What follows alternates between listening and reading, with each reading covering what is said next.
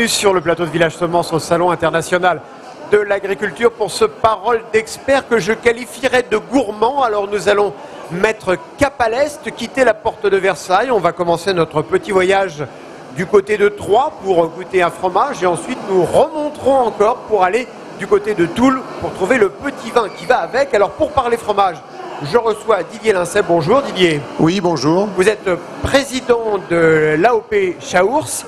Oui. Alors on va faire petite leçon de choses pour nos amis téléspectateurs qui ne sont pas spécialistes ni en fromage ni en géographie. Chaours, quelle région? Alors Chaours, c'est la région, anciennement région Champagne, qui aujourd'hui s'appelle région Grand Est. Et c'est l'Aube, le département de l'Aube. Et le village de Chaours est situé au sud de Troyes, à 30 km au sud de Troyes, dans une région qu'on appelle la Champagne humide, qui est une région de pâturage où il y a encore une production laitière. Et c'est avec ce lait produit dans cette région que nous fabriquons le Chaours. Francis Demange, bonjour.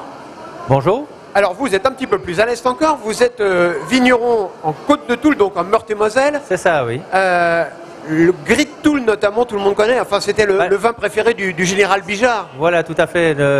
Disons que sur l'appellation AOC qu'on est depuis maintenant 20 ans, qu'on a fêté d'ailleurs l'année dernière, on a 3 appellations en AOC. Donc le gris qui est donc ce qui est le plus connu, qui est un vin légèrement en couleur saumon, un blanc auxerrois et un pinot noir. Quand vous dites couleur saumon, allez, on va dire que c'est un rosé. On va dire que c'est un rosé, quoi. Alors, moi je voudrais savoir tous les deux ce que vous venez chercher quand vous venez au Salon de l'Agriculture, car c'est un investissement professionnel, un investissement humain, un investissement aussi financier. C'est quoi? C'est la course à la médaille ou c'est une reconnaissance du public? C'est pour faire connaître vos produits? On commence peut-être avec vous, Francis. D'une part, c'est déjà pour faire connaître nos produits, parce que nous, par exemple, on a une petite appellation qui est toujours un peu des fois méconnue.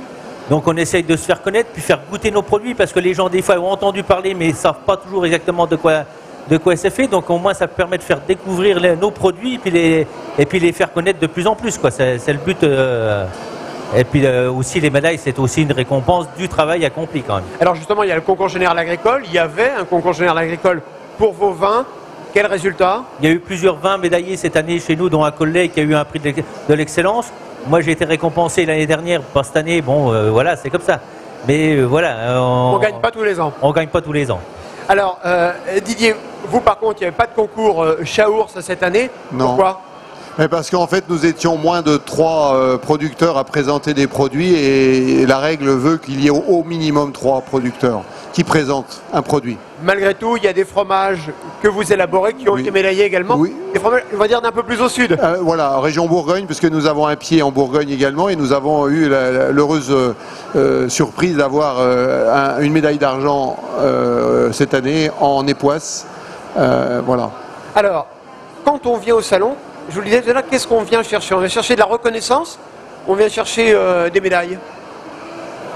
Non, c'est pas tellement une reconnaissance, c'est plus c'est une semaine pour faire connaître les produits surtout. C'est pas spécialement la semaine, c'est la semaine pour faire découvrir nos produits, quoi.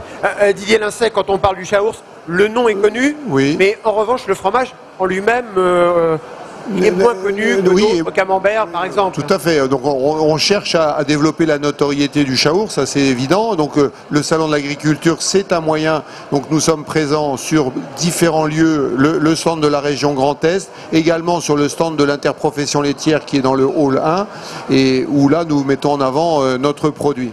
Et alors justement, est-ce qu'on arrive quand on est, ce n'est pas vous faire injure de dire des petits producteurs de fromage de la région Grand Est, de vous faire votre petite place au soleil sur le stand de la région Grand Est, parce que y a d'autres grandes productions, hein, je pense au Champagne, je pense à d'autres. Oui, disons qu'on est très heureux de pouvoir aussi, grâce à la région Grand Est, qui nous permet d'avoir une présence, parce que comme vous l'avez dit, c'est un investissement, et c'est vrai que grâce à la région Grand Est, on peut être présent avec des coûts qui sont raisonnables, et ça mobilise nos équipes, l'animatrice du syndicat du Chaours qui est là, moi-même, d'autres producteurs, et donc, mais c'est une façon pour nous aussi de rencontrer nos consommateurs. Et ça, c'est toujours de très bonne occasion de faire connaître nos produits. Et vous avez une formidable ambassadrice, tous les deux, dans la région Grand Est, pour vendre les produits agricoles. C'est Pascal Gaillot, elle est vice-présidente, je crois, de la région Grand Est, spécialiste des questions d'agriculture. Oui, c'est ça, oui. Oui, Ça aide quand on a quelqu'un qui est en plus agricultrice. oui, bien sûr, bien sûr. Et alors, moi, Francis, il y a une question que je me suis toujours posée dans le salon de l'agriculture. C'est combien on ouvre de bouteilles par jour? Parce que je suis passé dans le bâtiment 4 où on retrouve beaucoup de producteurs et j'entends toujours des bruits de bouchons. Vous, par exemple, C'est quand on nous appelle ça. voilà. Donc, combien de bouteilles ouvertes par jour pour vous? Honnêtement, Vous les comptez plus? Non, on les compte plus. C'est vrai que on les ouvre au fur et à mesure des besoins, mais c'est vrai que les gens vont consommer ou au verre ou à la bouteille, mais c'est toujours, voilà, c'est toujours convivial, quoi, là.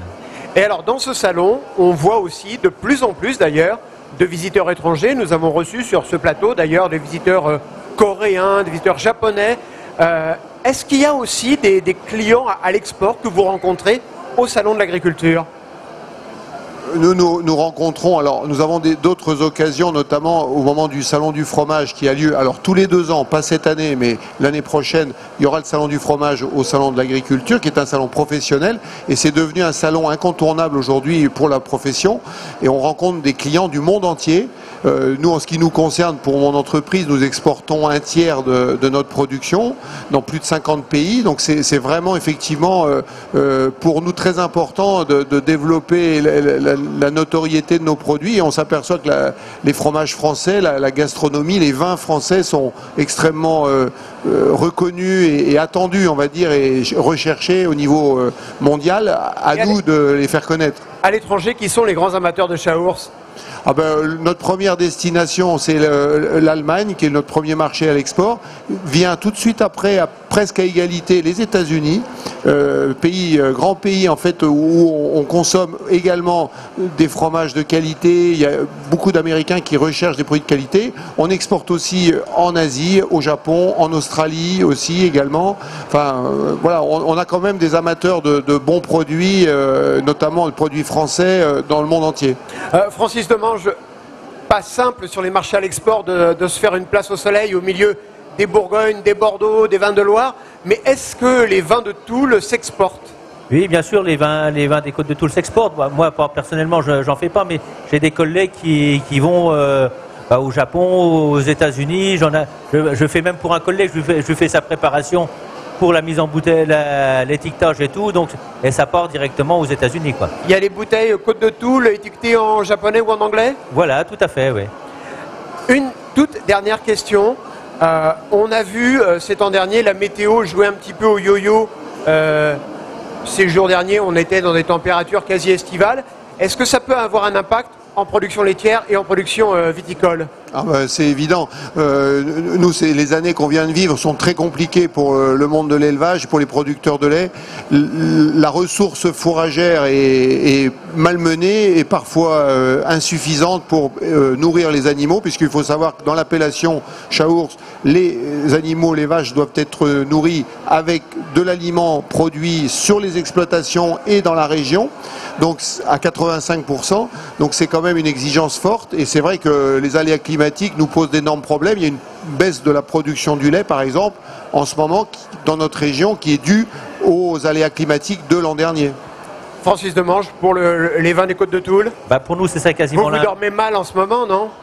Pour nous, ce serait quasiment l'inverse, puisque des années comme on vient de subir, nous, c'était une année tout bénéfique, quoi, puisqu'on a battu des records et en quantité et en qualité. La moyenne des vins à l'heure actuelle sont dans les 13 degrés. Donc des vins qu'on n'a jamais connus, quasiment en degrés naturels. Donc c'est vraiment des années exceptionnelles pour nous, quoi. Et ça, des vins avec ce niveau d'alcool, c'est bon? Pour nous, ça ne nous dérange pas trop. Après, il ne faut pas aller au-dessus. Après, parce qu'on recherche le fruité, on recherche la souplesse d'un vin. Après, il ne faut pas aller au-dessus parce qu'après, on perd de l'acidité sur les vins et c'est ce qui donne la fraîcheur des vins aussi. Donc, il faut un juste milieu aussi, quoi. Et en tout cas, nous, on a trouvé l'association idéale, hein. Un petit verre de Gris de Toul et un morceau de Chaours. Vous le voyez, finalement, le bonheur, c'est simple, comme un petit morceau de fromage et un petit verre de vin à consommer, bien évidemment, avec modération. Voilà, c'est ce qu'il fallait savoir et retenir aujourd'hui au Salon de l'Agriculture. Et n'oubliez pas que la terre n'est jamais aussi belle que quand on la cultive. À bientôt.